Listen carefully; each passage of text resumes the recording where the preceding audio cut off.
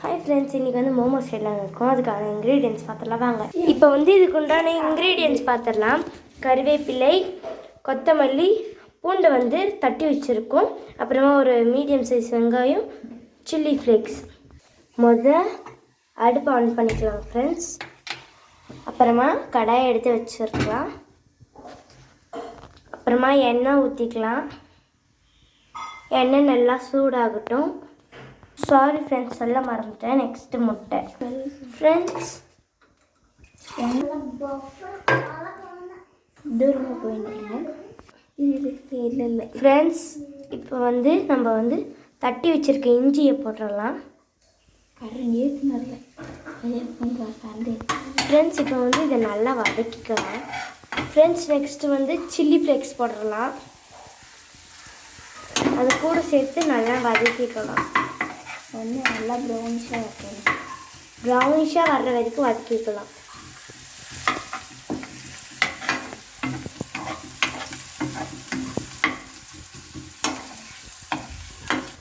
Friends பாருங்கள், இப்போ வந்து நல்லா ப்ரௌனிஷ் ஆகிடுச்சு. இப்போ வந்து கருவேப்பிலை போட்டுடலாம்.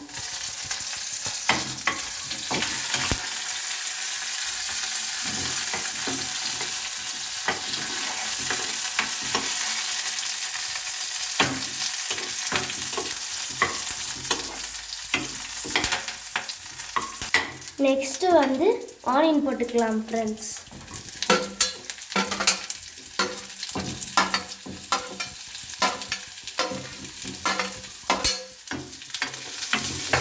ஆனியனும் நல்லா வதங்கி ப்ரௌனிஷாக ஆகிட்ட அப்புறமா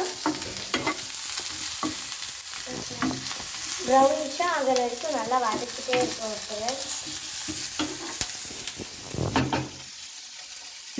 இப்போ வந்து இது வந்து சீக்கிரமாக வதங்கணுன்னா நம்ம கொஞ்சம் சால்ட் உப்பு போட்டுக்கலாம்.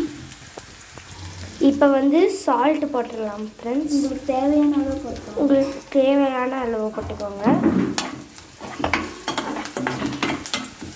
இப்போ வந்து டர்மரிக் பவுடர், அதாவது மஞ்சத்தூள் போட்டுக்கலாம் ஃப்ரெண்ட்ஸ். நெக்ஸ்ட்டு வந்து வதக்கிக்கலாம் ஃப்ரெண்ட்ஸ். நல்லா வதக்கணும் ஃப்ரெண்ட்ஸ். நெக்ஸ்ட்டு வந்து சக்தியோட மல்லித்தூள் போட்டுக்கலாம். உங்களுக்கு தேவையான அளவு போட்டுக்கோங்க ஃப்ரெண்ட்ஸ். இப்போ நல்லா வதக்கிக்கலாம்.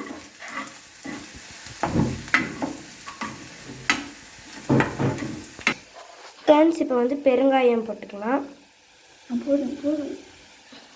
இப்போ வந்து பெப்பர் தூள் போட்டுக்கலாம். நல்லா வதக்கணும் ஃப்ரெண்ட்ஸ். நெக்ஸ்ட்டு மட்டன் மசாலா போட்டுக்கலாம். அதுவும் சக்தியோடது தான். நெக்ஸ்ட்டு வந்து முட்டையை உடச்சி ஊற்றிக்கலாம் ஃப்ரெண்ட்ஸ். நம்ம வந்து இப்போ வந்து எக் மோமோஸ் தான் பண்ண போகிறோம்.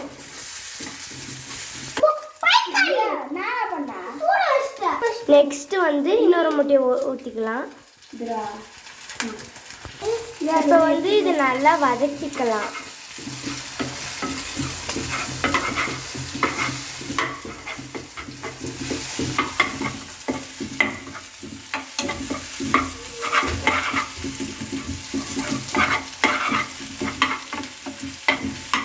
நெக்ஸ்ட்டு வந்து லாஸ்ட்டாக ஃபைனல் டச்சுக்கு கொத்தமல்லி போட்டுடலாம்.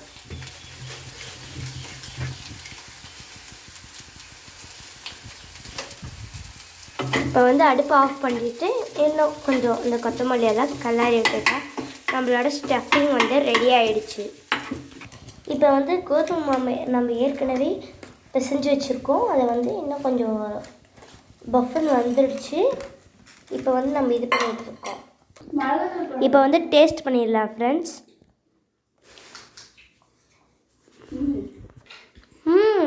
செம்ம டேஸ்ட்டாக இருக்குது. இதை வந்து மோமோஸாக பண்ணி சாப்பிட்டா அதை விட டேஸ்ட்டாக இருக்கும் ஃப்ரெண்ட்ஸ்.